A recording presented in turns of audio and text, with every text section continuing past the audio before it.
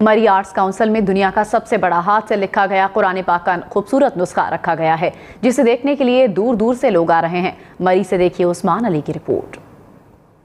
मरी arts council में मुख्तलिफ अदबी और सकाफती प्रोग्रामों के साथ दीनी प्रोग्राम भी लोगों की तवज्जो का मरकज बने रहते हैं। इसी सिलसिले में दुनिया के सबसे बड़े कुरानी नुस्खे जो हाथ से लिखा गया है, इसे अवाम की ज़ियारत के लिए रखा गया है। कुरान मजीद की लंबाई 41 फुट और चौड़ाई 8 फुट है, जिसे मुख्तलिफ रंगों से पीर इम्तियाज अहमद नूरानी ने 425 दिनों में तहरीर किया है। अल्हम्दुलिल्लाह 425 दिन के अंदर उर्दू तर्जमे के साथ मुख्तलिफ कलर के कम्बिनेशन के साथ 41 फुट लेंथ में और 53 इंच चौड़ाई में इसको मुरतब किया है कुरान शरीफ को।